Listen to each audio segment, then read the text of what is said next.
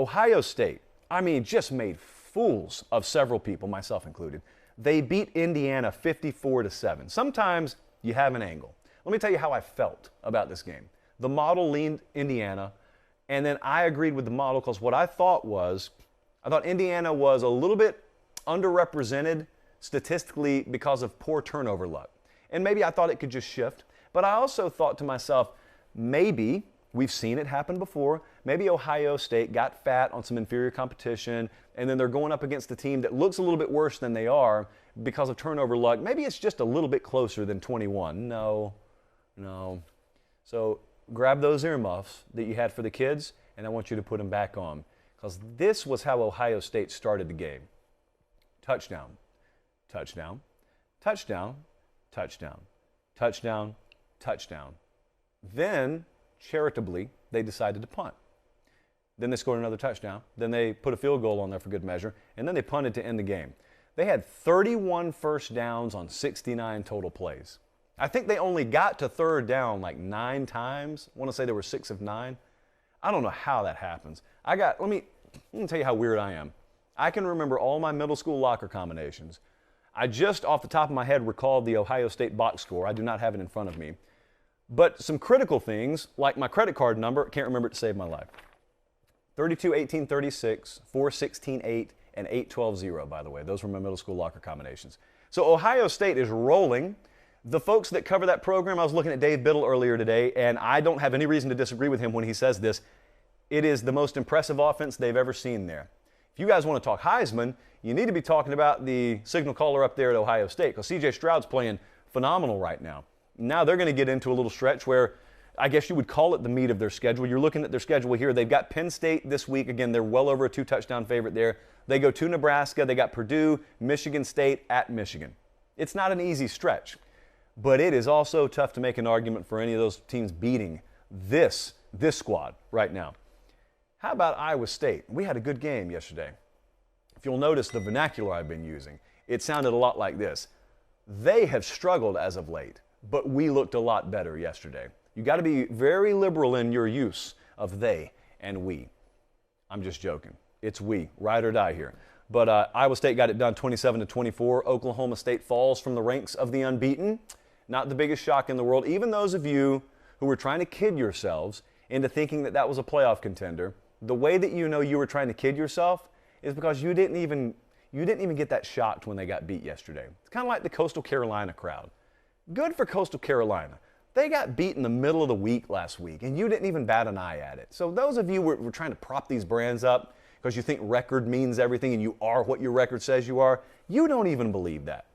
If you did, you would have treated this game the same as when A&M beat Alabama. That's how you're supposed to act when a real playoff contender goes down. You didn't even care about this. Now, when that same team lost to this same team in 2011, as I was in a movie theater that night on a Thursday, when Iowa State beat Oklahoma State that year, that is how you know you thought Oklahoma State was a real playoff contender, because that sent shockwaves throughout the entire sport. Let me ask you this. As I'm looking for padlock stats, I would ask myself, and if I were to approach you Friday and I would have said, hey, is this a padlock stat? Iowa State, in this game where they're favored by 7 against an undefeated Oklahoma State, if I tell you Iowa State is only going to have 67 yards rushing and no one's going to turn the ball over. So Iowa State, 67 yards rushing. Is that a padlock stat for Oklahoma State? As it turns out, no, it was not. And the reason it was not is because Brock Purdy showed up, quarterback there for the Cyclones, 27 of 33, 307 through the air, 2 touchdowns. I don't use the phrase or the term Brocktober because I didn't come up with it, but happy Brocktober to Brock Purdy and company yesterday. Now, they got 2 losses. They have both been games they, statistically at least, should have won. I don't really use that terminology because if you should have, you would have. But statistically, the post-game win expectancy would indicate Iowa State should have beaten Iowa, should have beaten Baylor. Well, they didn't. So now they're a 2-loss team. Well, what are they going to accomplish the rest of the way? Because they got this win. They got a win against Kansas State last week. They're playing easily the best football they've played all year. It's a long football season. So you've had time to believe in them, write them off, and now come back to the bandwagon because they've still got some very consequential games. They're still going to play Texas in a little while. Of course, they've got a trip to Oklahoma, second to last week of the regular season, by the way. They go to Norman. So it's possible that this team still plays for a Big 12 championship. It's possible they can still win the Big 12 championship. You never know. I like to mention JP from Angels in the Outfield at least once a show. It could happen. It could happen. Pitt beat Clemson yesterday, 27-17. Some of you were scared of Clemson last week, and it's the very definition of a paper tiger, pun intended. I don't know why you were scared. What was it you thought was in the Clemson arsenal that they had capable of breaking out on you that thus far had not been broken out? What did you think was there? This team doesn't have claws. It's been declawed. They're not going to grow them back before the end of the year. Two incredible stats that I want to read you, and neither one of them came from my mind. College Football Talk Daily, CFB Talk Daily, on Twitter, put this out earlier today. This is DJ Uiagalelei, formerly top-ranked quarterback in the country, yada, yada, yada. He's got a 54.8 completion percentage right now. He got benched during part of this game yesterday. He's got a little over 1,100 passing yards. That's good for 92nd in the country. He has got 4 touchdowns. That's 1/15th in the country. And then there's this little tidbit from Matt Zenitz. There are 2 Power 5 teams right now that have yet to score 20 points or more against FBS competition. Just 2 of them in all of Power 5. One of them is Arizona, and the other one's Clemson. What planet are we living on right now? Let me read that again. Some of you may have been partially tuned out. There are 2 Power 5 teams that have yet to score 20 points versus FBS opponents. One of them's Arizona, sucking water through a garden hose right now, and the other is the Clemson Tigers. Yeah, those Clemson Tigers. Dabo said all the right or wrong things depending on your perspective in the postgame. You know, he dropped the old line, if I start taking suggestions from the crowd, then I'll end up sitting with the crowd, paraphrasing, but that's basically what he said. And I normally agree with that, but look, I think it's obvious, whether he admits it or not, yeah, you're going to have to take a long, hard look at this program. They may still have more losses coming. This may not even be done. I mean, I saw someone for the first time yesterday ask out loud, could South Carolina beat Clemson? And South Carolina got rolled by A&M yesterday, just to give you an idea of what the talk in the Palmetto State is right now. How about Notre Dame? They came through for us yesterday big time, 31-16, Irish over Trojans. This was the best their offensive lines played all year. I was able to actually watch this one earlier today. And because of that offensive line improving, what do you know? Magically, run game has showed up. I think they had 41 carries yesterday for 170. Now, that's not all world, but it's much better than what they had. They ran it for about 4.1 per pop, and they had some more tempo. It felt like they had more purpose, is the way that I looked at it. Offensively, they had a really good plan. They used Jack Cohn at quarterback, I think the best that they've used him all year. They didn't just, kind of take a dice and shake it up in their hand and open it up. Okay, Tyler Buckner, you're in this series. Oh, wait, no, Jack Cohn, you're in. It felt like there was a lot more purpose behind the offensive game plan. They were coming out of a bye, so it stands to reason they should have had their affairs in order there and had a little bit better plan. And they did, and they played well. Now, the same question I asked for Iowa State exists for Notre Dame. What are they capable of? This is a one-loss team. Remember, they had all those close wins earlier in the year. And I told you, don't discount those close wins because you keep assuming, well, they won this one really close. Oh, they'll lose multiple games. But what if they don't? Because down the road, you don't remember how close the wins were. You just remember that they're wins. So here's Notre Dame. And they got one loss, and they just beat Southern Cal. They will be favored the rest of the way. A lot of games that look like they were going to be marquee are not. For instance, this week, they play North Carolina.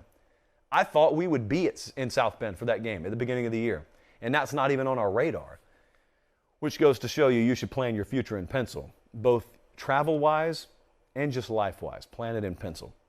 So good on Notre Dame. Now they get to be in the same position that they find themselves very frequently, which is hanging around a crowd that you don't think they need to be hanging around, the playoff crowd, and then they get to make you mad because depending on what happens with the other contenders, they get to kind of, hello, one loss over here, hello.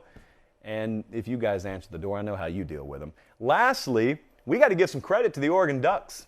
They were up 34-17, ended up holding on to win 34-31 against UCLA. I thought UCLA would win this game. Thought they had advantages in a couple of different areas, so let's talk about that right quick. Because the line of scrimmage was the real area where you had to wonder, is Oregon going to hold up? Talked about that multiple times last week. Well, they did. UCLA had 110 yards rushing, but only 2.4 per carry. That is a really good number, and quite frankly, that's not a number that I thought Oregon was going to be able to hold them to. UCLA ran 91 plays in this game and did not eclipse 360 yards. And that you don't see very often. Normally, if you're not able to eclipse more yardage, you're not on the field for enough series and extending enough drives to run 91 plays. And if you run 91 plays, you normally got like 500 yards of offense. So that's number one. Yes, Oregon was able to win enough of those line of scrimmage battles. But number two, Anthony Brown. Most recently, you heard him being booed at home against Cal. Well, he went on the road, and he is not going to play at a Heisman level. But judging based on the curve of what we've seen at quarterback so far this year for Oregon, he played well enough. He had 236 through the air. He ran for another 85 yards. Travis Dye had one of the weirdest stat lines I've ever seen yesterday. He had like 36 yards rushing and 4 touchdowns. Scored, I think, on 4 consecutive plays at one point, which is sort of Xbox-ish. But Oregon, same deal. They're off the radar, but they've only got 1 loss. And now you start to ask, especially because they've got a win at Ohio State on their resume, or resume. I wonder what they're capable of. They've still got losable games. Like a lot of these teams down the stretch are going to play losable games, but there's an assumption out there right now in the old college football ether that the SEC will have at least 1, if not 2, in the playoff, and Ohio State will be there. And then maybe a second Big Ten will be there. But if not them, it'll be Oklahoma. If not them, it'll be Cincinnati. That's great. And those of you who may not have observed the first half of this season and learned better can go on assuming that. I don't assume that.